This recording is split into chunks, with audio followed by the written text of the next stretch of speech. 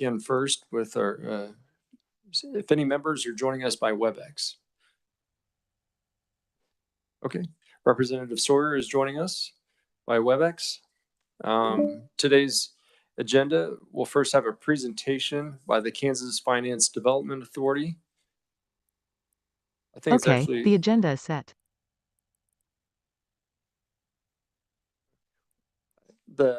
I believe it's the Kansas Development Finance Authority.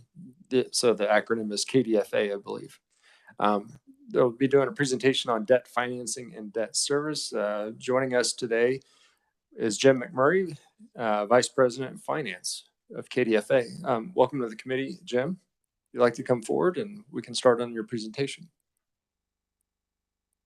Thank you, Mr. Chairman. I'm Jim McMurray with Kansas Development Finance Authority. My boss is here, Rebecca Floyd, who serves as the Executive Director and President of the Authority. I've been with the Authority for 17 years.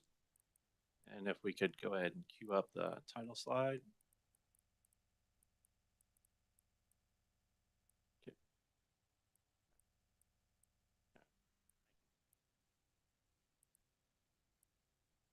So the Authority is a resource available to all state agencies, and we also actually service some private activity clients as well. Our clients are not required, governmental clients are not required to use us, although many times they do. We have the in-house expertise to execute financing transactions efficiently and effective, avoiding many of the pitfalls and traps that the markets put in front of people that don't do this on a full-time basis. I just have a few slides.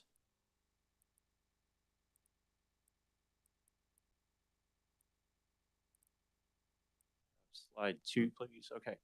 So just a little bit of context of where we are on the market, because this may inform some of our other discussion later today. It's, as we all know, inflation took hold during 2020.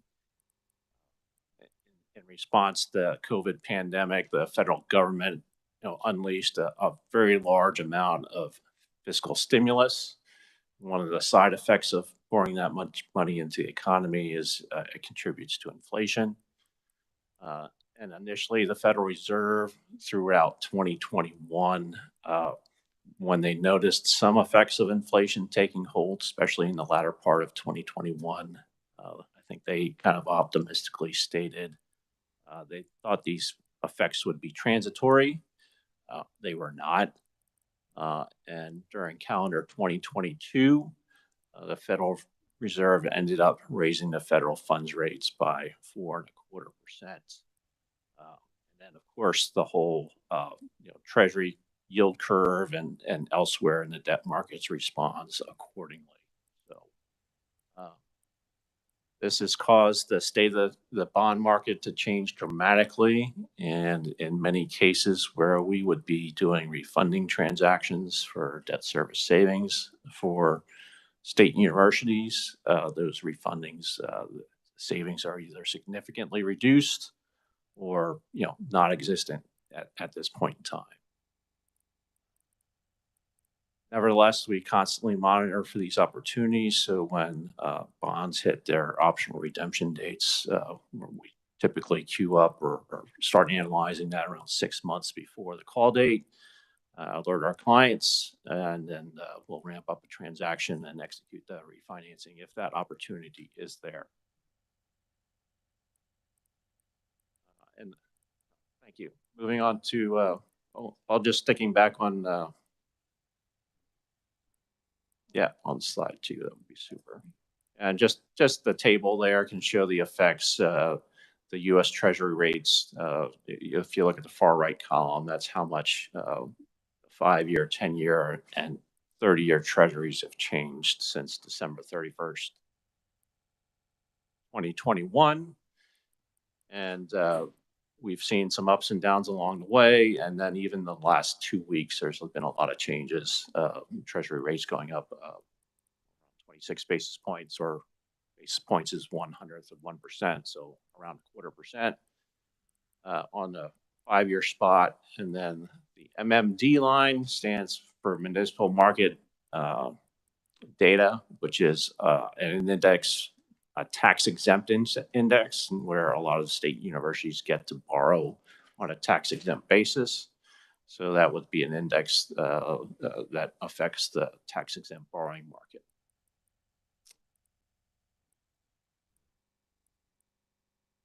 Okay, so keying in a little bit on the universities, I give you some very top level numbers for the 6 state universities with outstanding principal amounts as of the end of fiscal year 22, and then what's expected at the end of fiscal 23. The authority prepares a debt study annually since 2005. We typically present that in Senate Ways and Means and House Appropriations. We did so this year in Senate Ways and Means, and it hasn't happened yet or may not happen in House Appropriations. And there's a big trend that I parse here in the couple bullet points I have here. University debt grew substantially from 2005 to 2016, increasing at an annualized rate of around 15.4%. That is, of course, is an unsustainable growth rate. That is tempered by the fact that our starting point in 2005 is the universities are very lightly leveraged. So they had this capacity. Well, so your starting point, you're pretty lowly, had low leverage, and now you're kind of in the mid leverage, and probably need to be very deliberate about adding debt at this point. So the good news, since 2016, the university debt in aggregate has actually decreased around 13%. Not an annualized rate, but over that time frame of 6 to 7 years, and that has also been the theme on other areas of the state of Kansas. We have a wealth of additional information. It's a lot of data. It's we can drill down and provide that data to you. It just doesn't present very well verbally or on a limited space PowerPoint slide, but each of the universities, there are financial statements each year. So, 6 sets of financial statements.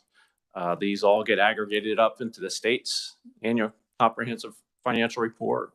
There's also information in the, governor's budget recommendation that gets presented in January. And also at the end of the session, there's a comparison report prepared by the Division of Budget. So all great references, but if you want to cut to the chase, just call on the university, call on us. We can usually answer the question for you, or we can point you to where you can get the answer from someone else. So, and part of the materials we provided to you was an Excel spreadsheet that doesn't, it's not going to present very well on a diagram. And this is not all the sheet. I mean, it goes rows and rows, or columns and columns to the right over the full amortization.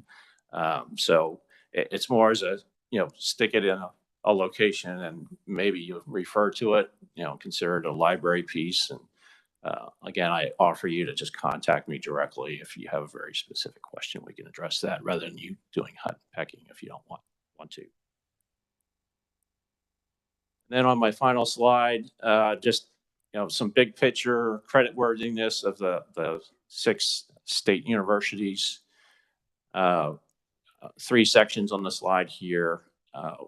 We use predominantly Moody's Investor Services when we seek a rating to sell debt into the public markets. They have a fairly rigid methodology that is around 70%. Just straight out formula driven and around 30% on subjective. I've got that breakdown on the far left. Has a number of balance sheet, operating statement, and other ratios. On the first factor on scale, which is 15%, just the outright size of the institution is a significant credit factor. So if you look at if you want to compare two of our institutions, for example, Emporia State versus KU, KU starts at a more advantaged position on this rating methodology just because it's over 10 times larger. So a very large organization, when it takes hits, faces bumps in the roads, it's a much larger organization. It can absorb those hits much more robustly than a smaller institution. And then in the very center narrow column, I look at the whole spectrum of the credit ratings, and you can see it goes all the way from AAA down to C, where Baa3 and the Moody's symbology is above that is generally called investment grade, with ratings below that called the proverbial junk. And then on the far right, I articulate the current ratings for the 6 institutions, plus some of their component units may have separate ratings. Of note would be, for example, you see the line around halfway down the table, Kansas State Olathe, that's for their Olathe Innovation Campus. And you may know that that rating of AA2 is actually higher than the campus rating at Kansas State and Manhattan at AA3. Well, there's a wrinkle to that because the debt issued for Kansas State Olathe Innovation Campus is actually secured by a sales tax slice approved by voters in Johnson County back in 2008. And we know that Johnson County is a very wealthy, growing, affluent area and has a very strong, stable, and somewhat growing sales tax.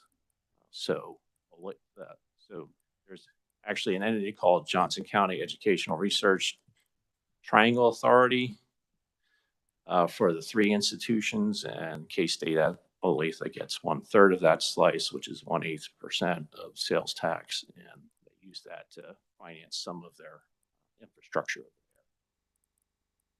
Also of note, Kansas Athletics is while it has some debt outstanding, that has been privately placed, so there's no credit ratings on it. So that's the conclusion of my prepared remarks. I'm more than happy to stand for any questions, present more material that I may have on hand, or defer to you, Mr. Chair. Thank you, Jim, for your presentation. I'm glad to have you before our committee. I think it's important for us to understand kind of the state's position or our public institutions, their standing when it comes to indebtedness and what that means as we look at making budget recommendations for the future. I know several institutions have approached the committee requesting additional bonding authority for various projects and things like that. So having your expertise and your knowledge is very helpful. When I did look at the most recent, I guess it was a budget report. Is that not a budget report, indebtedness report? And I think it dates back, at least on your website, many years. And you have it listed by perhaps the maturity of some of the bonds. And is there any discussion with, I guess, the governor or the executive branch in terms of paying off any of these debts in order to save money in terms of servicing the interest or any, I guess, the principal amount? Right. We've had that discussion extensively for debt obligations that are from the state general fund directly. For example, the KPERS bonds and state capital renovation, and the state had cost share participation with the NBAF facility out in Manhattan. And there's quite a few options for the state to pursue there. And they've all been considered, and a few kind of percolated to the top. It's kind of an interesting mix of, me as a finance person, I'd probably go the route of a strictly capital allocation process that I learned at KU and in the course of my MBA.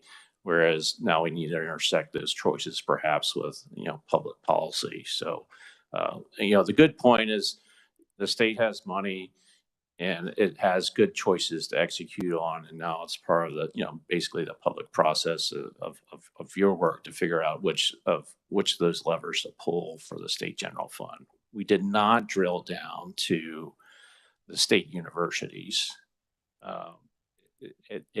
And we'd be more than happy to do that. It's just, I think it would run into the complication of something may be worthy or easy to execute, but then it becomes a sharing issue between 6 institutions and or even within the institution, they may have dozens of different budget buckets that all the benefits going to go to this one area. How do you, if the policy is, well, we really want to kind of redistribute the benefit, it can get pretty tangled pretty quickly. So, but what we do focus on is if it can be refinanced, typically it's refinanced by issuing new debt, basically like refinancing a home loan. And that way those effects kind of stay isolated to the original purpose. But there are things out there you could do if you just wanted to hand out money. Sure. Thank you, Jim. And in terms of, I guess, slide number 2, where you have a summary of numbers for the universities and I guess their debt load. How is their debt different, or is it different than SGF? And can you kind of describe maybe the difference or the nuance? Of course. So the debt that's typically issued out of the state general fund, it is executed as a pledge of revenues agreement between KDFA and Department of Administration. And Department of Administration pledges to seek from the state budget director an appropriation from the governor's budget recommendation that the legislature appropriates those funds to make debt service on those state general fund bonds. And then it'll be up to the legislature to decide whether they want to actually make that appropriation. And then if that appropriation is made, that appropriation will have to be applied to the bonds to pay. So the only source of paying a state general fund bond would be if the state legislature actually appropriated to pay the debt service on that bond. Now for the state universities, it's a much different pledge. The vast majority of their debt is pledged as an unrestricted revenue pledge, where the university has entered into a pledge agreement with KDFA to use any unrestricted revenue available to them to pay the obligation. So it doesn't have to be directly appropriated. It will typically appear as a line item in an appropriation bill, but it doesn't actually have to be appropriated for any particular source. And then the question becomes, what are the unrestricted revenues of the university? And usually the largest components of those would be tuition, state general fund, perhaps some auxiliary revenue, and then in some other areas. As you may know, in your work here in the committee, is sometimes appropriations or other revenues going into this university are restricted. For example, a donor has pledged to give money to the university, but it is for something specific. So that is a restricted revenue. That would not be pledged to the bonds. If you made an appropriation to them and restricted it to a specific purpose, then it would not necessarily be available to pay the bonds. If you enacted legislation that, for example, said tuition revenue could not be used to pay bonds, that would make tuition revenue restricted. So, it's kind of it's the biggest and broadest pledge that a university can make, and that enhances their ability to borrow at better rates. But it also acknowledges they're a governmental unit, and then they also have, sources of revenue that may be restricted by statute or a donor or some other reason. Thank you, Jim. And so you've shared with us about restricted and unrestricted, that nuance, but what about secured and unsecured in terms of debt? Because you had mentioned it was a pledge by the university. So Right. what is underlying and securing that as collateral? So most of this debt is unsecured in practicality because there's been no pledge of an asset. We've broadly moved away from pledging assets and doing the finances.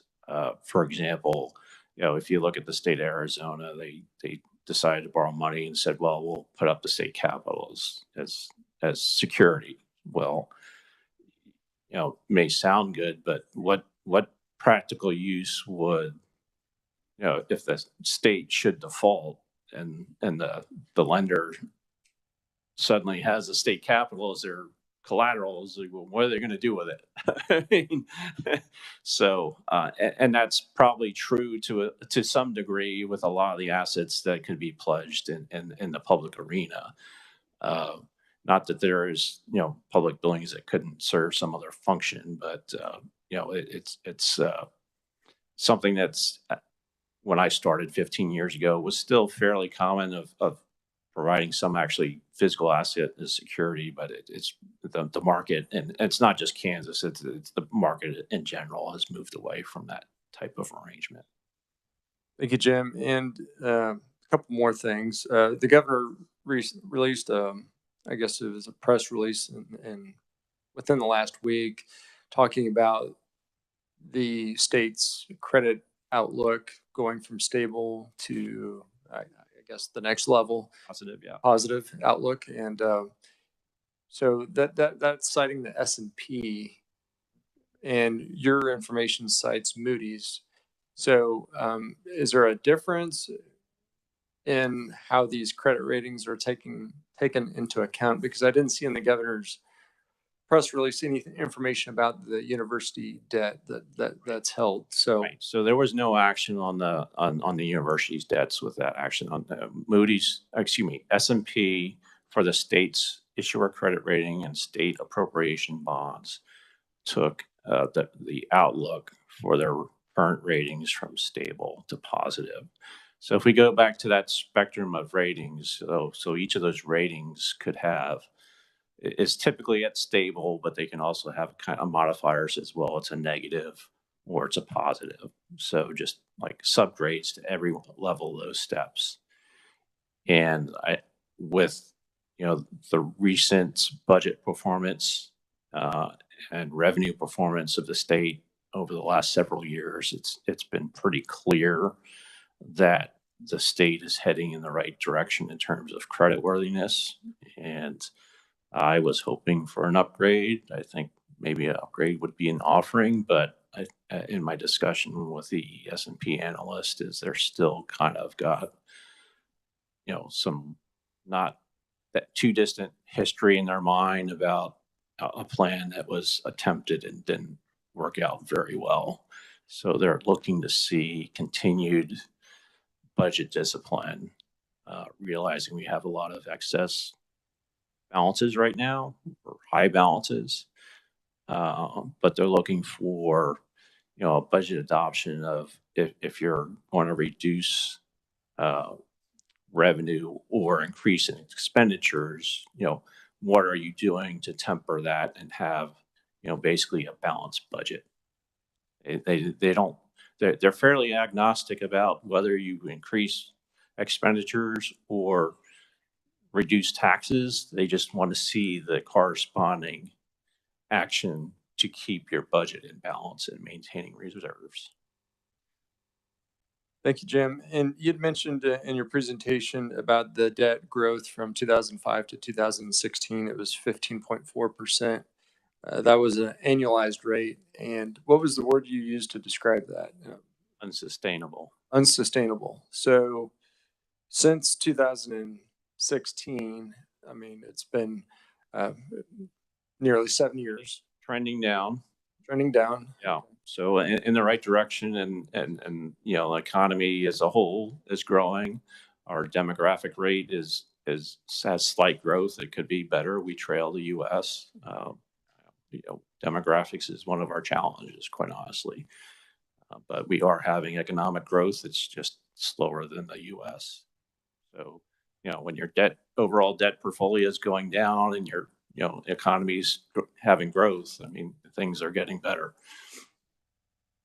Is there anything in statute or within KDFA, your maybe policy or your authority in which there's like a cap or some ratio that's kind of the line that you're holding in terms of that ratio of debt?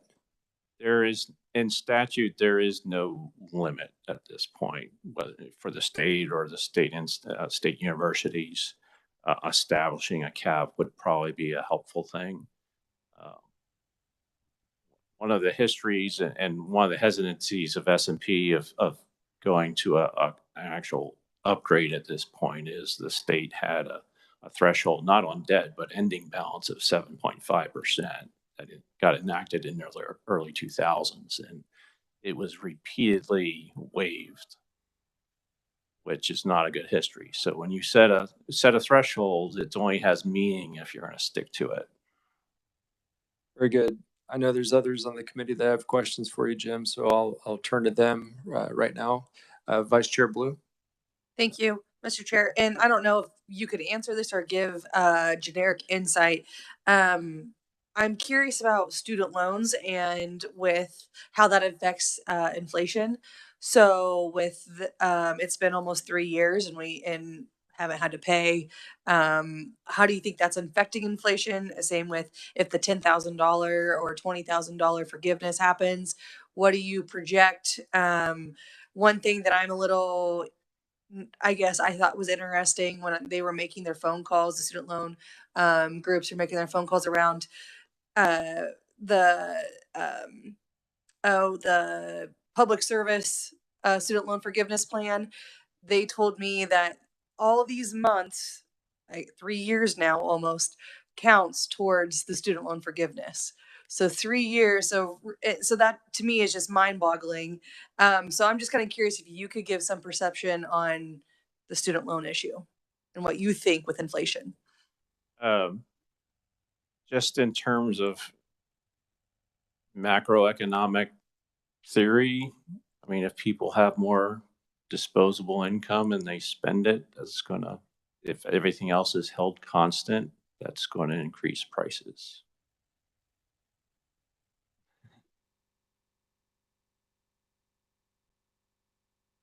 Other questions from the committee? I'll go to Representative Amix. Thank you, Mr. Chairman. And Jim, as I look at your spreadsheet here, I'm looking at, in comparison to the comments that you made about the annualized rate of debt was unsustainable from 2005 to 2016. There's a project on here, the Central District and campus. I read this right, was That's the balance at the end of fiscal 22. It began in 2016, so that would have been at the end of. That would have been at that peak. That would have been at that peak, yes. So that would have been one of the projects. Well, it doesn't have any information on here about the debt is served. The end of so repayments, security pledge or repayment source / pledge near the middle. So the Central District, which is that first green row, it's unrestricted revenue, in this case, less state general fund appropriations. And that had to do with some political wrinkles that were encountered during that transaction. But if I'm going to read this right, I can look at one project that had a major effect on our debt. Correct? Yeah, that is in the higher ed space. That is by far the largest transaction any of the institutions have entered into. Yes. Yeah. Any other questions from the committee? I have one last question. So what would KDFA's recommendation be to our committee as we're approached with bonding authority request? You had mentioned, at least for that time period you described in your slide, as unsustainable. Kind of where are we at, and what advice would you give us? Don't look at the project in isolation and just its own merits. You need to put it in the context of their entire finances. Higher ed is good at building things because there's a lot of donors that come along and will chip in some money and just want their name on something, and there's this incentive to build. And the next questions are, okay, well, how does it actually increase value? How does it fit in with everything else you've got going on?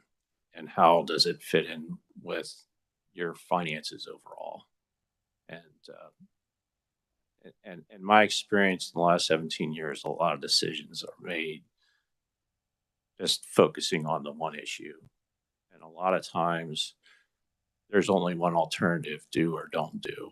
And I would encourage you to press them at, okay, well, what are the other possibilities of accomplishing what you're trying to do? Thank you, Jim. I do appreciate that sentiment.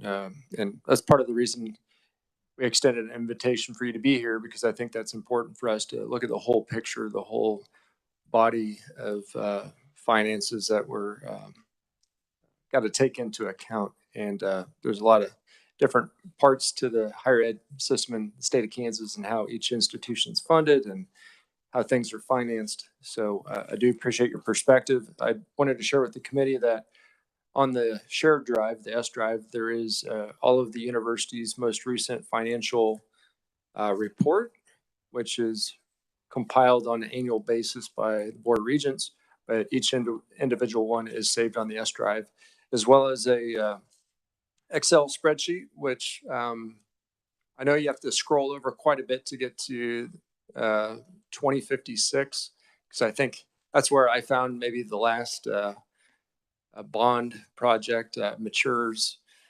So I do appreciate that, and I would encourage all members to look at the most recent annual report by the Kansas Development Finance Authority, just to see what's all out there, because I think it is good for us to do. Jim, thank you again. Appreciate it. Thank you. Next, I'd like to welcome to the committee. We're going to have a continuation of budget presentations by the Kansas Community College Association. Heather Morgan, I'd like to welcome you back to the committee. And I understand that there was, the first time you came, you didn't have the most recent numbers as it relates to the gap spreadsheet and things like that. So it was kind of hard for you to kind of know what the playing field looked like. So we're glad to welcome you back to the committees to follow up on some of those requests. Thank you, Mr. Chairman, and thank you, committee, for allowing us to come back today to clarify just a couple of things. I didn't write testimony, I just made a spreadsheet. And we'll just kind of walk you through the request for, and some of the community college and technical college money is combined. And so when that's the case, I'll try to indicate that. Initially, last year in this committee, some of you will remember that you added in $3.8 million for capital outlay for the 9 community colleges and the 7 technical colleges who received that funds. That money was left out of the governor's budget, and we are still requesting that restoration of those funds. Initially, in the governor's budget, there was a $6.5 million included, which would be $250,000 per community and technical college. For cybersecurity needs. Our original request was $500,000 per institution, and we really do need that $500,000. Last year, we did not receive any of the cybersecurity funds that the universities received, and we certainly have cybersecurity threats that need to be addressed. The next thing is a little bit of a change from what we testified to previously. The community colleges only are requesting $100,000 per institution for what we're calling a navigator. Think of it as a person who will work with the high school counselors and with high school students and parents who are enrolling to not only make sure that the students take the proper classes in high school so they'll be successful when they come into the post-secondary education system, but also that they'll take the correct sequence. So hopefully, rather than exploring through post-secondary education while in high school, they'll complete that credential or certificate. Even if they complete a short-term certificate, it would be our hope that they would ladder up, and this position will work with counselors throughout the state to be able to help students be a little bit more informed.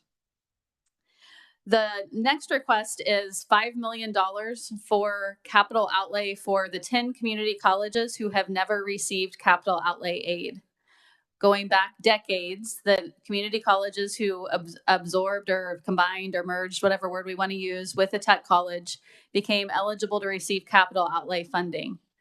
10 of the 19 community colleges do not receive any of that and have never received any capital outlay funding. So what we're requesting is $5 million, which would be divided between those 10 colleges to help those local taxpayers pay for the upkeep and continual refreshing of the equipment and technology that we need to teach technical education. On my spreadsheet, you'll see that those 10 colleges who do not receive capital outlay funding, Butler, Barton, Neosho, Garden City, Fort Scott, Allen, Colby, Labette, Cloud, and Independence, teach 14,000 technical education students. That's not their total enrollment. That's just what they're teaching in technical education. And they do not receive any state aid for that. So that means 100% of that investment is on the backs of their local taxpayers for those capital outlay needs. And we would request a pot separate from capital outlay for those 10 colleges. You've heard a lot about economic development projects, the flashy ones, the Integra, the EMP Shield, Panasonic. Our community colleges are involved in those, but we're also involved in projects that are not quite as headline grabbing, but all the more important to their local communities for small and medium-sized businesses. That capital outlay helps them be able to respond quickly to the needs of business and keep the technology that we are training our students on up to date. The next issue is a little bit more complicated. So once we received the GAP spreadsheet, we then looked at what the rates did for changes since last year to this year. So yesterday, Elaine went through a really good presentation about the cost model, and you saw that there were some rates that were held flat. However, the non-tiered rate, which is what we are paid for our general education classes, did not change from last year to this year. And this summer, the community and technical colleges went through an exercise of looking at our nursing faculty costs compared to how much we are reimbursed from the state for nursing faculty. I can tell you this summer for just nursing faculty, we were over $10 million short of what we have to pay our nursing faculty to compare to what we get for reimbursement rates. Additionally, last night I asked my presidents, I said, how much inflation did you have in just 3 areas? Salaries, healthcare, and energy costs. And I got 15 of the 19 to respond overnight. We had 4.4% increases in salary costs, 9.9% increases in healthcare costs, and 10.8% increase in utility costs. Those aren't that crazy when you consider what inflation is doing. While inflation is intended to be built into the cost model and the numbers should be reflecting inflation, they're not. 222 did not change. And so what we would request is consideration of adding a 5% inflationary factor to the tiered, non-tiered, and Senate Bill 155 rates that we are paid as a one-time adjustment. Those adjustments, we believe, could be made within existing resources of what is already in the budget in those 3 line items. That inflation helps us keep up to date with being able to hire the faculty that we need to be able to teach the courses that Kansas Business and Industry are so critical. When you give a state employee pay increase, Kansas Community and Technical Colleges receive 0. We don't receive any of those pay plan funds. When K-12 gets a pay increase through the CPIU that K-12 is getting, we're competing against a state employee pay plan, we're competing against a K-12 pay plan, and for our technical education instructors, we're competing against business and industry. So having a little bit of inflation helps us stay up to market to be able to fill those positions to teach the students that we need to teach. The last thing that I'd like to point out is Kansas Community and Technical Colleges teach 51% of the headcount students in post-secondary education in Kansas. We're teaching 37% of the full-time equivalent students. In the governor's budget, when you back out the money that was not included for the capital outlay, we received 2.7 million additional new dollars. That's not very much considering how many students that we're teaching, the business and industries that we're serving, and the continued requests for additional help from the business community, whether it be from apprenticeships, new businesses, existing businesses, and helping students get out into the workplace more quickly. Finally, I just want to reiterate that we are on board with using the 3-year rolling average for AY academic year 20, academic year 21, and academic year 22. And anyone who is receiving more than the cost model says will receive a 50% cut of that overage amount. On the back of the spreadsheet, I just included the technical education students from the Kansas Board of Regents KTIP report at each college so that you can see what every college is doing related to the number of technical education students that they're teaching. As a little bit of a scale, sometimes when we have so many tier sector colleges, you don't understand how the different scales of what's happening at different colleges. And again, this is not the total headcount. This is just related to technical education. With that, I'm happy to stand for any questions. Thank you, Heather. Representative Fairchild. Thank you, Mr. Chairman. When the community colleges request money for a certain project or a certain line item, and the governor doesn't recommend that in her budget request, does she or her office give any specific reasoning for why that money isn't included in her budget? We were told that someone thought it was one-time money. That was never discussed in this committee last year, nor anywhere through the process to our knowledge.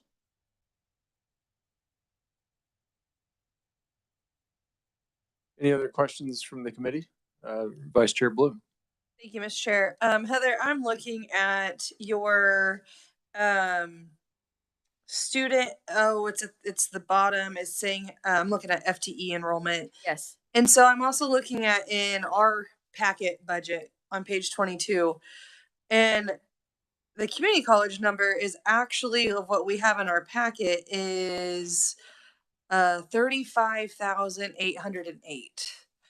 That could be the fall Oh, enrollment. sorry, that's for 2020. I apologize. No, 35,720.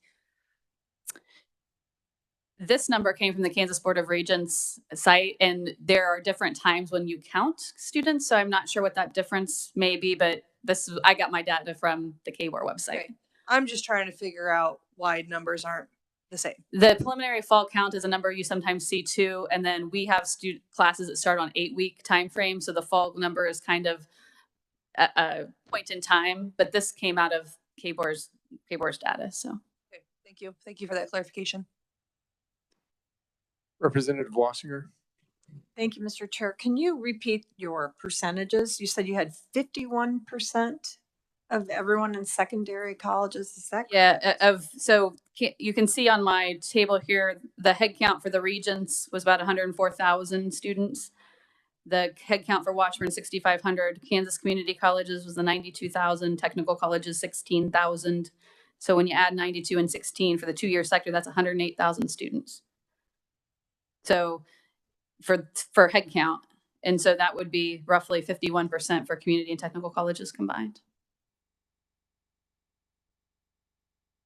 Okay, what was the other? The FTE is right next to it. So You gave us another percentage. 37. So 37 for full-time. And so if you think about the number of high school students that we're teaching, the head count that's not a full-time student, or 80% of our enrollment is part-time. So we have far more head count than we do full-time students. So that's why it's important. So while we have 51% of the head count, only 37% of the full-time equivalent students. So if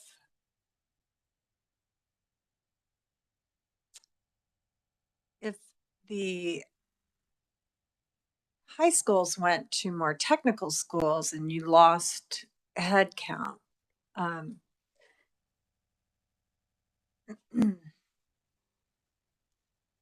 let me stop and think about it again, and I'll come back and ask. Thank you, Mr. Chair.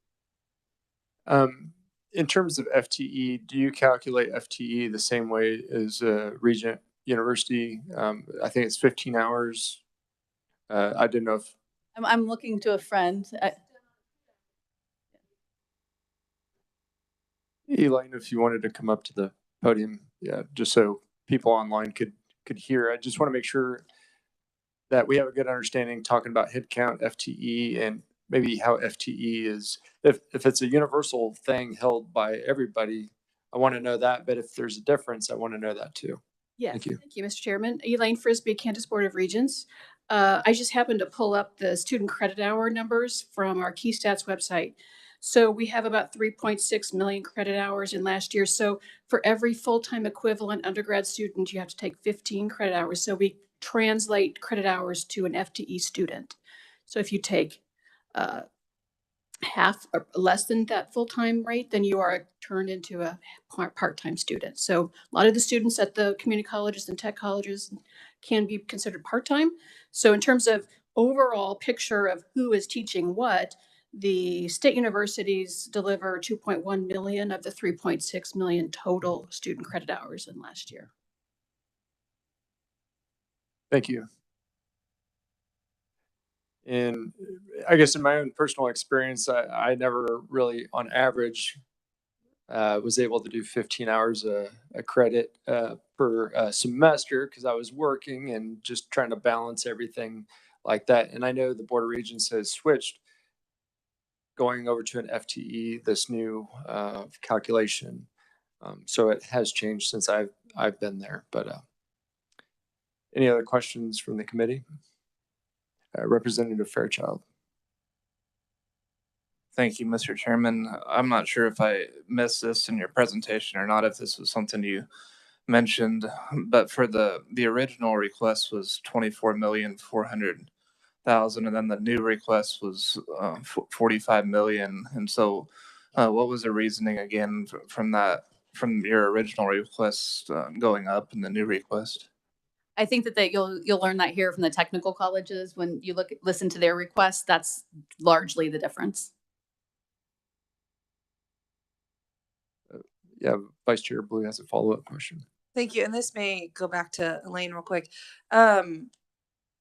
Is it not for financial aid full-time is 12 credit hours? But in order to be counted as a full-time student at a or you have to take 15 credit hours?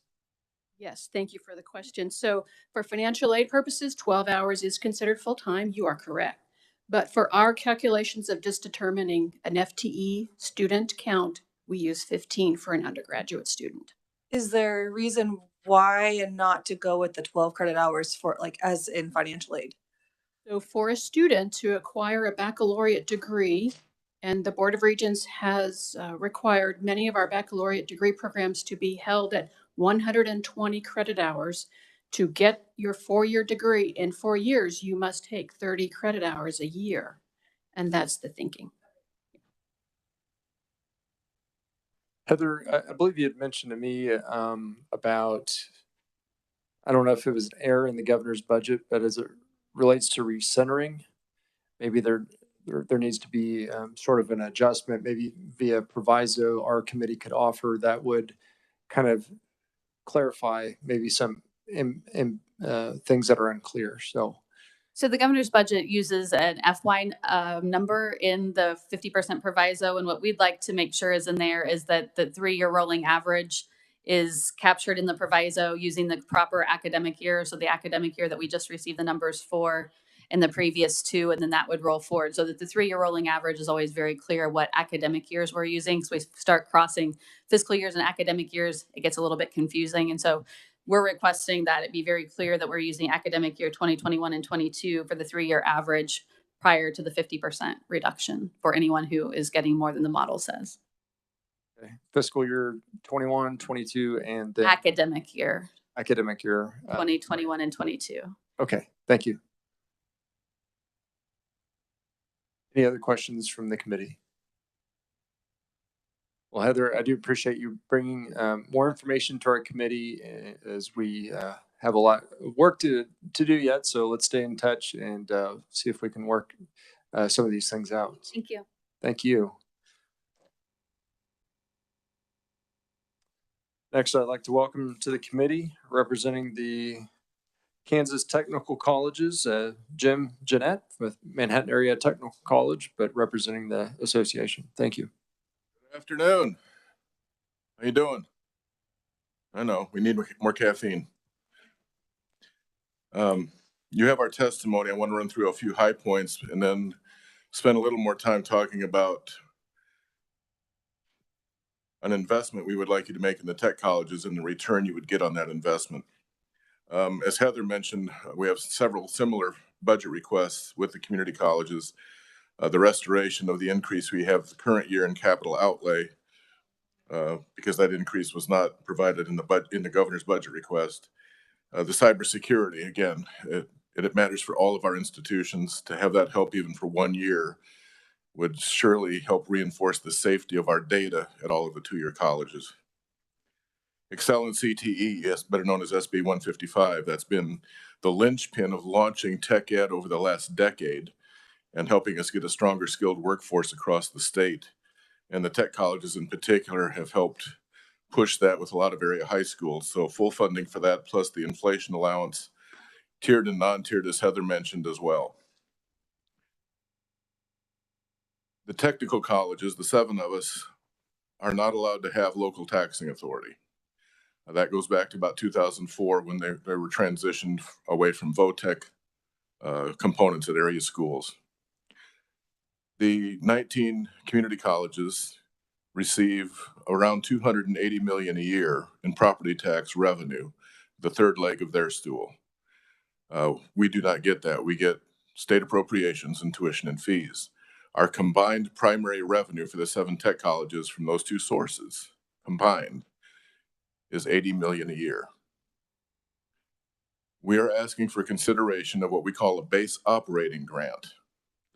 We're not asking it to be funded at the level of property taxes by any means, but as an investment in workforce for the state related to economic development.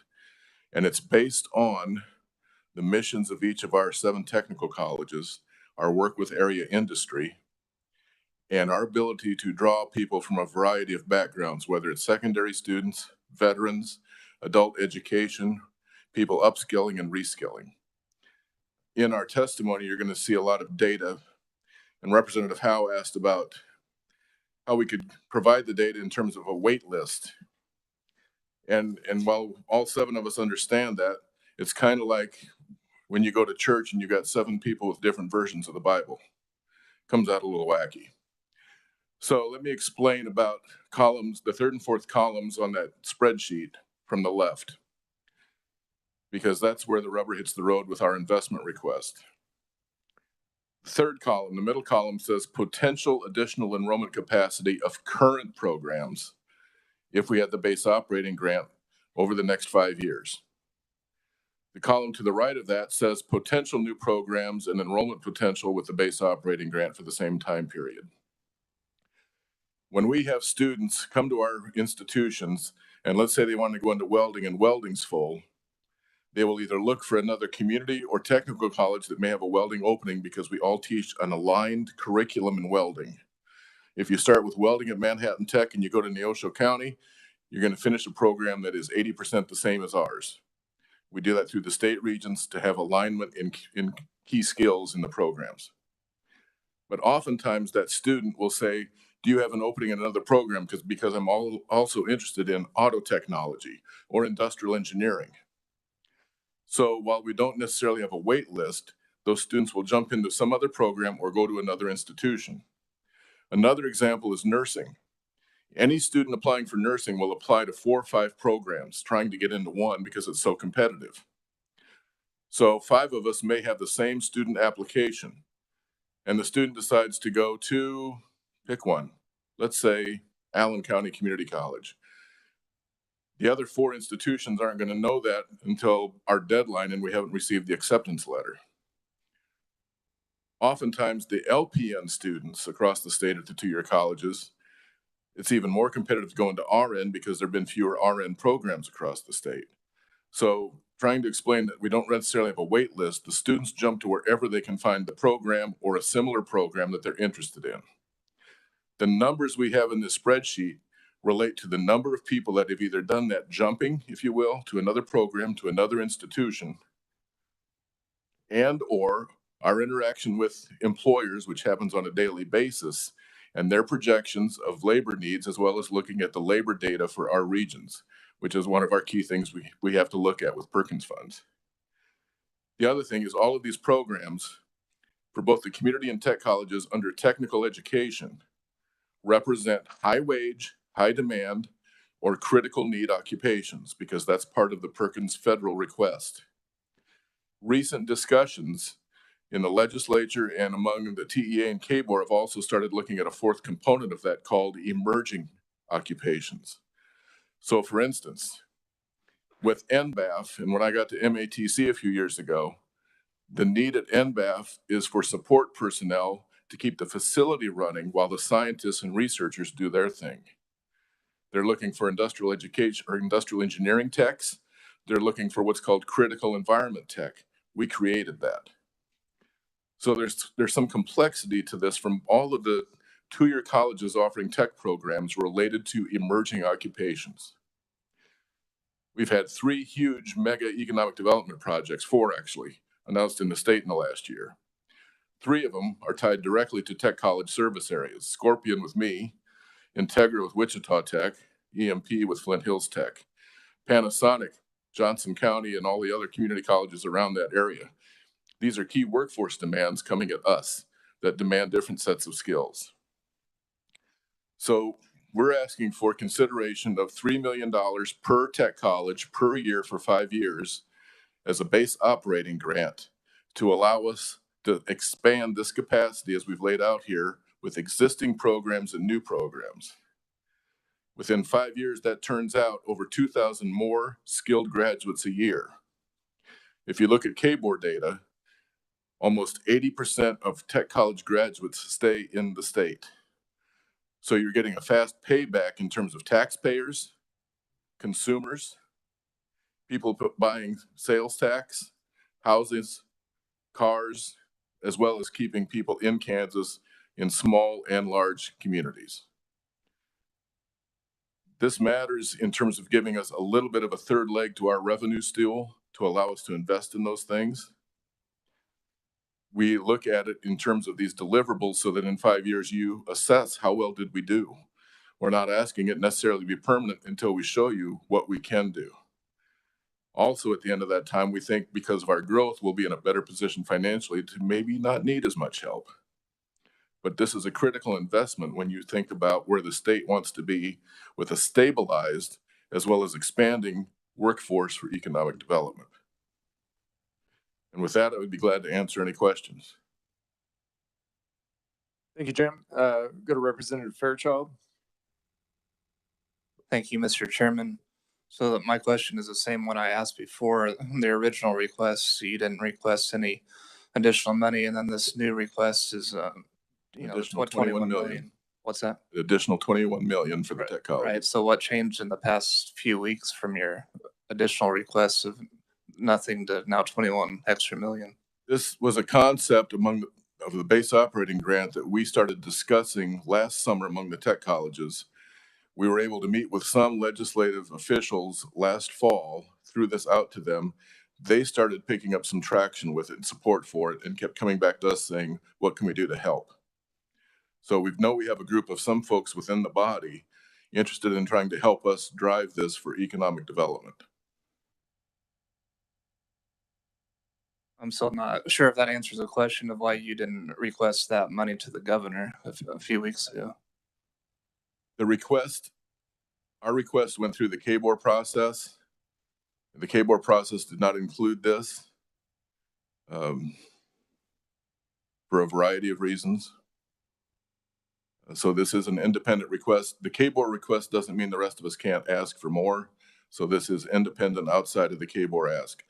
One of the things we have discussed with some legislators, because this drives for economic development, perhaps the funding source could come through commerce and not KBOR. Just to give it some more latitude, some more possible flexibility in how it could be funded and evaluated. Thank you, Jim. And I do remember when you were here initially, you did bring up about the 21 million, and the thought was to have you come back and present some additional information when you had a chance to visit with all your stakeholders. But yeah, you're correct that, you know, the Kansas Board of Regents governs the regent universities, but coordinate funds that the legislature appropriates. They have to coordinate and that side of things. So they don't necessarily get, I guess all things aren't treated the same the way it's currently set up. And that's probably been years in the making where things have occurred. So yeah. If you want to comment on that, you can, but I was just trying to make sure the committee understood there's a governance issue there as well and how things are coordinated. That's a very good explanation. And we know KBOR values two-year colleges, values the tech colleges. But frankly, our lack of resources compared to our performance over the last several years and our ability to help with these major economic development projects, we need some investment so that we can make that next step in performance. Jim, on the request for a 5-year commitment from the state of Kansas and the people of Kansas, $3 million per year per institution. So when we do our budget request, we can't really request that far out. But what would your members say, your stakeholders say? You know, there's been a challenge, I guess, a matching challenge proposal that we've done through some of the initiatives with the regent universities. What would your members say in terms of maybe a match requirement on that 21 million? Frankly, we would say either no match or a low match because we don't have any other revenue stream to come up with a match. The current capital outlay program through the state, before this year's increase, my typical capital outlay allotment through the state regions was $130,000 a year. I had to match it at 50%. Let's say you're able to give me $1 million. I'm not going to have a way to find that difference in a match. I may have a way to do that in the future after we can stand some of this up. One of the things in the testimony is with this increase, we estimate the annual economic impact of the tech colleges goes from a little over 400 million right now to over 550 million in 5 years. So again, I need you to try to look at that return on investment of keeping people in the state in good jobs, paying taxes, buying cars, buying houses. But even a 50% match is a crippling factor to many of our institutions. And Jim, to follow up to that, do all of your tech colleges and your members each have a foundation? Most of us do, and they vary in strength.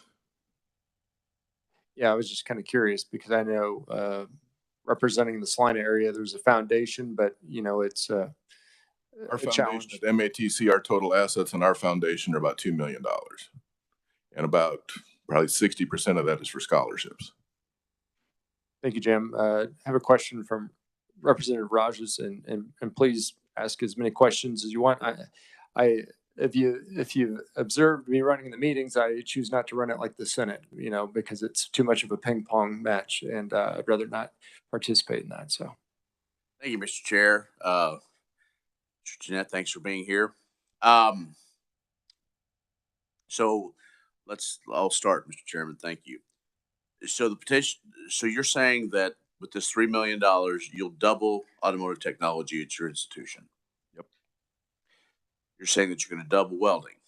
Mm-hmm. You're going to double construction trade? Mm-hmm. You're going to more than double HVAC? Mm-hmm. Would you like some details? Go ahead, yeah. So, right now, we are working on a facility expansion, our first new facility in forever at my institution. It's an advanced technology center. We anticipate it will be open by next April. We're trying to stay in sync with Scorpion and their labor needs as they start ramping up in our area. That building will be the new home for some existing programs like construction trades. Right now, I'm restricted to 24 students because of the space I have. The space in the new building allows me to double or triple. Same thing with HVAC. My current space restriction is what's limiting my enrollment. This new building will give me double to triple in each of those programs, plus allow me to start up biomanufacturing for Scorpion, new program, even more income coming in.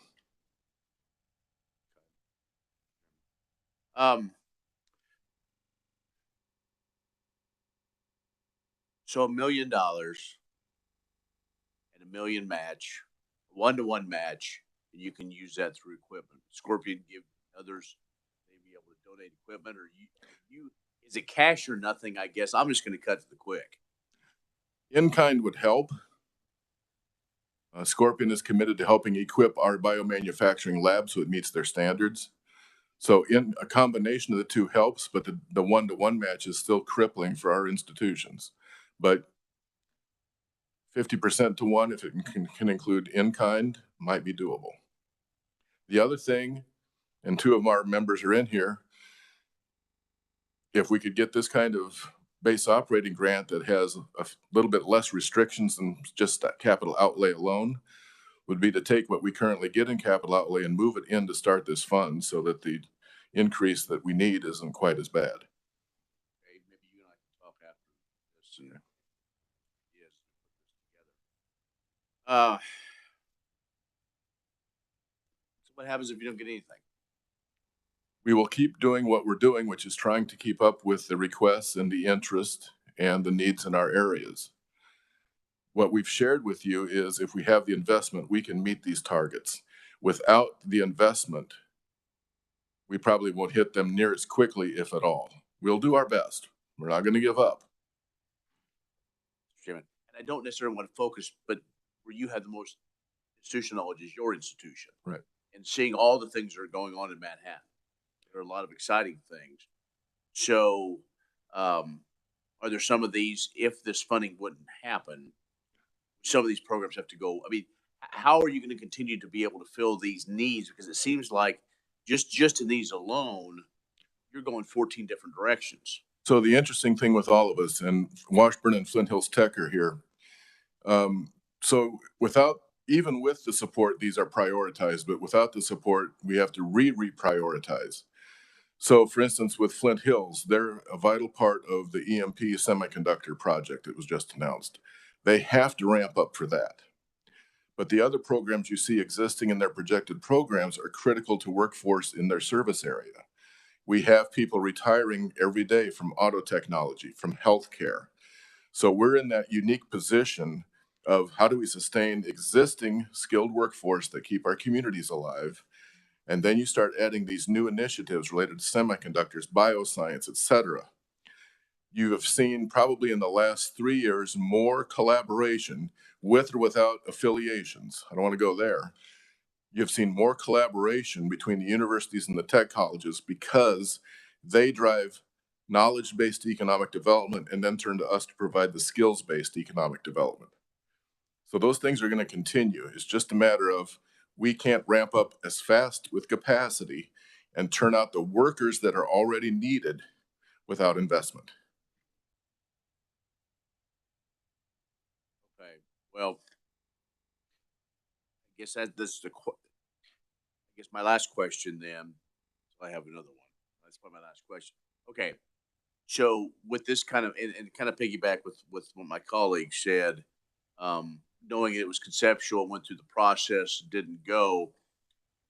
Have you set up, and others have set the alarm out to industry that supports you all and say, get on the horn, or we need help because if the legislature doesn't come through in order for us to get A, B, and C, because I would think that there are business and industries that at least, and then would show that commitment then maybe to this body that they're committed as and bring us maybe as a legislature, drag us along, if you will. Right. So for instance, we all have matching grants, ARPA fund grants through Commerce and many community colleges as well. My particular case, again, I'm the most familiar with it. 3.8 million in match. We've drawn down over 50% of the first match because of what we have either had donated or paid for. We're working on within the next few weeks, finishing off that match. Then I have to finance the rest to do this building. So I'm going to put, as we just talked a little bit ago about indebtedness, here I'm going to come in with an $11 million debt financing to get this project going when I don't have taxing authority that would allow me to have bonding authority that I could afford. It's that pinch of not having that third leg of revenue that holds us back. Caterpillar, we've expanded into Wamego. Caterpillar's given us 6 figures in cash and in kind so we can ramp up welding there. As you know, those industries will commit, and they are, but it's a slower process, and it still puts us in the position of having to try to finance things when we don't have as much margin to do that. Vice Chair Blue. Thank you, Mr. Chair. Just real quick, are you, I don't know how I want to word this. I'm going to let you decide how you want to answer this. Are you interested in a possible new funding mechanism for the tech colleges? We would be very open to discussing and trying to help develop that, yes. Thank you. Any other questions from the committee? We can also offer deductions if you give us donations off your lottery winnings or anything. So. Representative Wassinger. Thank you, Mr. Chair. I know that you're meeting the needs, and I'm not attacking you. I'm just wondering, since we're losing students and people in the state of Kansas, how do we continue to keep growing programs when we have less people to fill them? In the case of the tech colleges, if you look at the last 5 years, even with COVID, we've grown. Part of it, when I first got to Manhattan 8 years ago, and Karen and Mike were in a different state nearby, but I think they would say similar things. And I think Heather would back this up. The perceptions of tech ed have changed in the last 5 years, where it's now seen as the cool thing, the thing that's going to make me money faster, keep me out of debt.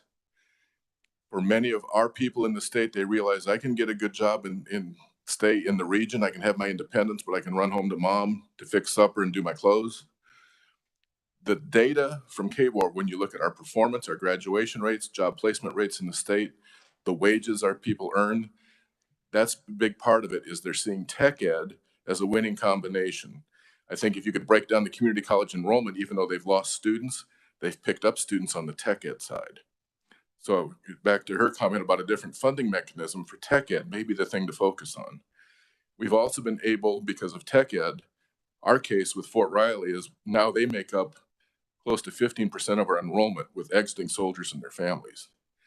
Our ability to ramp up for Scorpion and some of these other high wage things allow us to keep more of those folks in the state and not lose them. We have a chance to grab 2,000 soldiers per year out of Fort Riley and keep them in the Manhattan area. So I really think, and I'd say for the foreseeable future, tech ed is seen as a safer investment to get the job I want. And what all of us have been preaching to our university partners, if you'll work with us and make it easier for our students to come to you after a few years of work, they're going to be better learners because we've taught them how to learn. They're going to be more successful and focused at the university. Their employers are going to invest in them because all of a sudden, my construction tech guy from a few years ago was the supervisor with BHS Construction in Manhattan for the St. Isidore's renovation. That wasn't a graduate of K-State. That was a graduate of Manhattan Tech. We have more and more of that in each of our communities that we serve. So am I hearing in that you want us to take money that the universities are asking for and transfer it to tech colleges? I hate to put you on the spot, but that's what I'll take it. it's like. I'll take it. I have worked in higher education for 40 years. I've worked for 2 universities, several community colleges, now on the tech side. I would not say universities are overfunded. I would say what is needed on the skilled workforce side has been under-resourced and undervalued until recently. The value is now seen, but it still doesn't have the resources to match the value. Personally, This should not be construed as the position of the tech colleges. But personally, I think our ability to work closely with the universities can help drive them enrollment if we have some investment. Thank you. Thank you, Mr. Chair. Thank you for those good questions and good conversation. I really appreciate it. Any other questions? If not, Jim, thank you for appearing again before the committee and sharing with us your thoughts and recommendations. Thank you for your time and interest, and everything you do that you can help us is greatly appreciated. And like I always say, come visit one of our campuses. Thank you. We'll consider that an open invitation.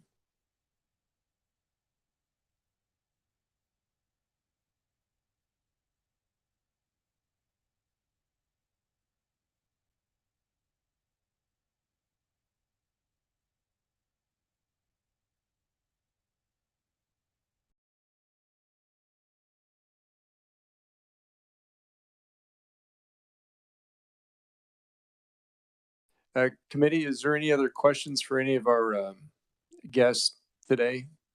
Just wanted to make sure, because if you had any outstanding questions for the community colleges, want to make sure you had that opportunity. Okay. If not, I guess we'll go to announcements and kind of what we have to do over the course of the next few days. And so no meeting tomorrow is scheduled. Our next scheduled meeting is on Monday at 1:30 p.m. I know some of other committees aren't meeting that day, but that's when we scheduled ours. The Appropriations Committee has asked that I report out a budget to them on Thursday, March the 9th. And so it's important that we get our work done on Monday. I did put on next week's agenda meeting on call of the chair for Tuesday in the event we weren't able to finalize our budget recommendations on Monday. So it's just kind of a backstop placeholder. I don't believe any committee is meeting in this room on Monday after our 1:30 p.m. Committee meeting, so we can probably go a little bit long if need be. So reminder, I had announced last week that there is a deadline. If you have an amendment or a proviso, please get it, your request to the KLRD or the reviser. And that way we're not springing a lot of things on them at the last minute. Just I'd like to try to keep the meeting and budget recommendations orderly on Monday.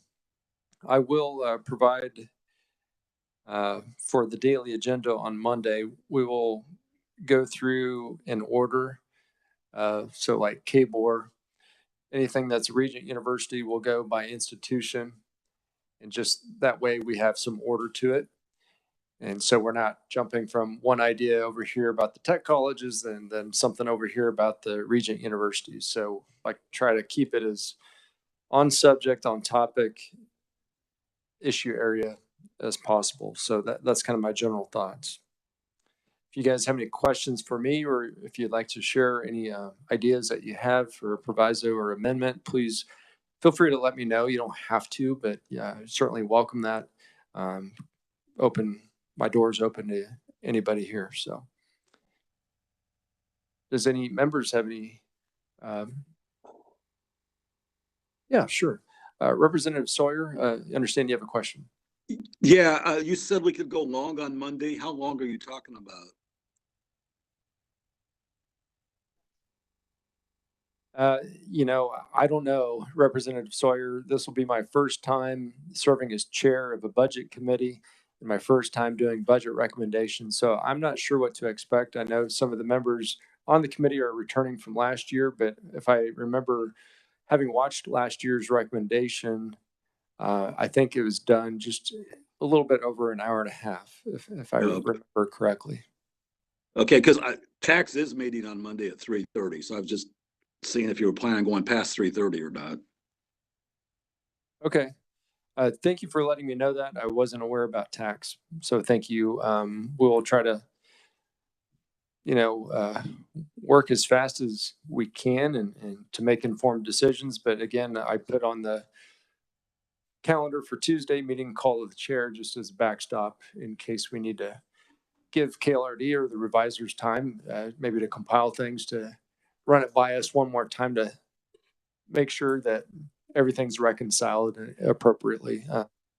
Question from Representative Rajas. Mr. Chair, reminded my colleague from Lawrence, last year, I believe we went till about 3, then we broke and then came back after 5, after tax was done. And so then we had about a half hour, I think, or so.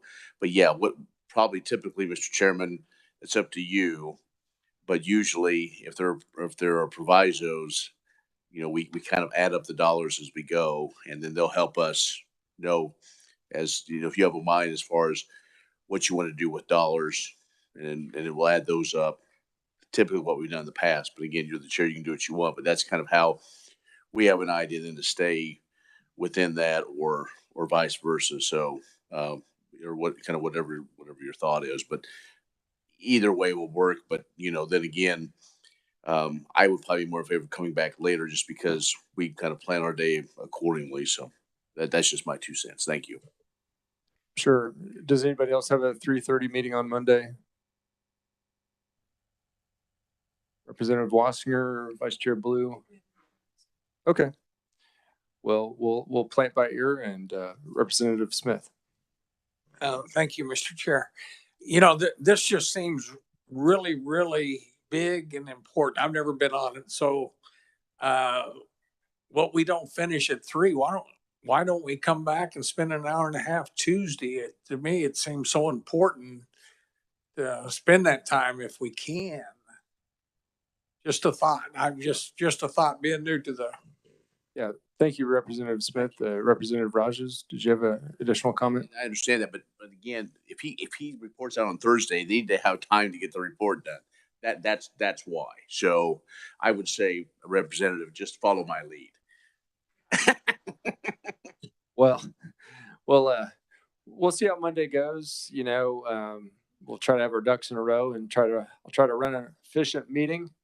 But I don't want people to feel like they're rushed, because you're right, Representative Smith. This is a very important part of our budget. Over $3 billion. Of course, not all of that's SGF, but I think the governor's budget recommendation is like $1.2 billion from SGF. So it's certainly something our taxpayers want us to take our time and be deliberate and make informed decisions. So I don't want to do it in haste. So if we have to come back later on Monday or again on Tuesday, we will. And I will certainly work with Chairman Waymaster if we need more time. And so it's not set in stone that I have to do it Thursday. That's the goal. But if something happens and we just cannot do it, then I know there is a little bit of flexibility. So with that being said, the meeting is adjourned for today.